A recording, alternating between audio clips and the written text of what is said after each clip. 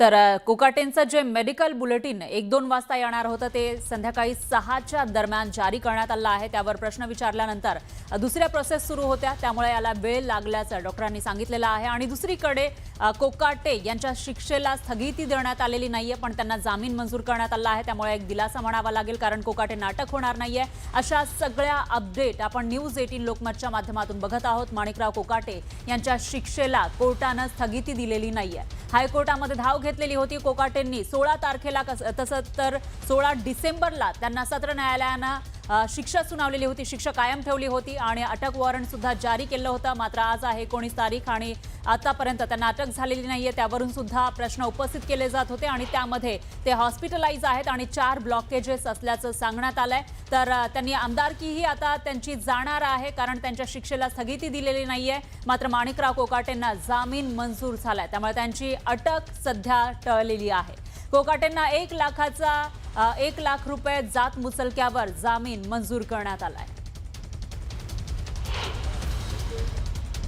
ते आहे तो दिलेला नाहीये आणि त्याच्यावर मेन निर्णय हा अजूनही आहे, पण बेल जो आहे तो ग्रांट केलेला आहे। ते आहे तो दिलेला नाहीये आणि त्याच्यावर मेन निर्णय हा अजूनही आहे, पण बेल जो आहे तो ग्रांट केलेला आहे। आणि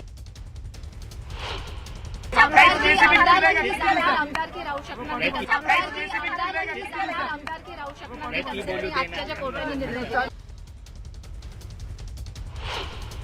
जे काही आर्ग्युमेंट्स तिथे केलेत आणि जे एव्हिडन्स त्यांनी दाखवले त्याच्यात काही शॉर्टकमिंग्स वगैरे इत्यादी या सगळ्या गोष्टी कन्सिडर केल्यानंतरच त्यांनी बेल दिली आहे। पण कन्व्हिक्शन जी आहे की अजूनही कोर्टाने त्याच्यावर असं म्हटलेलं नाही की खालच्या कोर्टाने जे निर्णय दिलाय तो चुकीचा आहे, असं काही हायकोर्टाचं झालेलं नाही।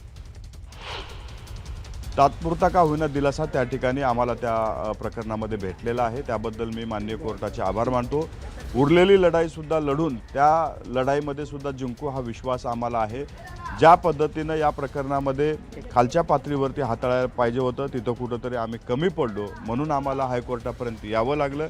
भविष्यकाळातली लढाईसुद्धा अधिक ताकदीनं लढून कोकाटे साहेब या संकटातून बाहेर पडतील हा विश्वास आम्हाला आहे। तर आम्हाला तात्पुरता का होईना दिलासा मिळाल्याचं म्हणत राष्ट्रवादीकडून ही प्रतिक्रिया देण्यात आलेली आहे। मात्र त्यांच्या शिक्षेला स्थगिती दिलेली नाहीये आणि ते अजूनही कन्व्हिक्टेड आहे असं सरकारी वकिलांनी सांगितलेलं आहे। तर या संपूर्ण प्रकरणात माजी मंत्री तुकाराम दिघोळे साहेब यांच्या तक्रारीच्या अनुषंगाने हे प्रकरण उघडकीस आलेलं असल्यामुळे माजी पक्षकार दिघोळे साहेबांची कन्या ॲडव्होकेट अंजली दिघोळे या माझ्या पक्षकार आहेत आणि त्या नेसेसरी पार्टी आहेत आणि पक्षकाराची बाजू मांडण्यासाठी आवश्यक तो युक्तिवाद करण्यासाठी मी आज माननीय उच्च न्यायालयात सदर सुनावणीत युक्तिवाद करणार आहे। आपल्याकडनं काय भूमिका मांडली? तर हा आधीचा बाईट आपण बघू शकतोय। मी युक्तिवाद करणार असल्याचं या वकिलांनी सांगितलेलं आहे। जे पक्षकार होते या प्रकरणामध्ये आक्षेप घेतलेला होता ज्यांनी, आणि त्यांनी या ठिकाणी ही बाईट दिलेली आहे। दरम्यान दुसरीकडे माणिकराव कोकाटे यांची अटक जरी टळली असली तरी देखील त्यांना जी शिक्षा सुनावलेली आहे त्याला मात्र स्थगिती देण्यात आलेली नाहीये। हायकोर्टामध्ये धाव घेतलेली होती माणिकराव कोकाटे यांनी आणि त्याच वेळेला तात्काळ सुनावणी घेण्यास हायकोर्टाने त्या दिवशी नकार दिलेला होता। आज ही सुनावणी झाली आणि आजच्या सुनावणीमध्ये बराच वेळ युक्तिवाद चाललेला होता दोन्ही बाजूंना। एकतर माणिकराव कोकाटे यांच्या वकिलांनी मोठ्या प्रमाणामध्ये इथं त्यांची बाजू मांडल्याचं पाहायला मिळालेलं होतं। कोणकोणते मुद्दे राहून गेले हेही त्यांनी या ठिकाणी मांडण्याचा प्रयत्न केलेला होता।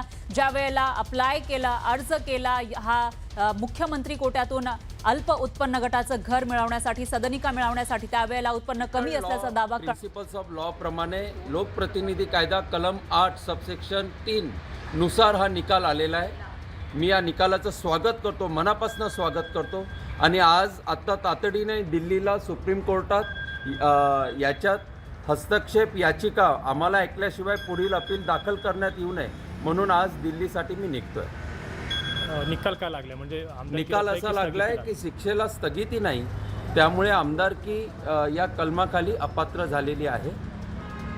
मला याच्यात आनंद कोणी व्यक्ती डिस्क्वालिफाय झाला म्हणून नाही आहे, पण कायद्याचा विजय झाला म्हणून मला आनंद आहे। पुढचं काय आहे तुमचं ते? नाही, पुढचं असं आहे की माननीय सुप्रीम कोर्टात मी आता जस्ट रात्री निघतोय आणि तिथे आम्ही फाईल करतोय की आम्हाला ऐकल्याशिवाय अपीलची सुनावणी होऊ नये. हस्तक्षेप याचिकेचे जे युक्तिवाद करणार आहेत त्या वकिलांचा हा बाईट आपण ऐकलाय आणि त्यानुसार आता सुप्रीम कोर्टामध्ये जरी जाण्याची तयारी कोकाटेंनी केली असली तरी देखील जे हस्तक्षेप याचिकाकर्ते आहेत ते सुद्धा सुप्रीम कोर्टामध्ये जाणार आहेत आणि जोपर्यंत आमची बाजू ऐकून घेतली जाणार नाही तोपर्यंत अपील ॲक्सेप्ट करू नये असं या हस्तक्षेप याचिकाकर्त्यांकडून सांगण्यात आलंय.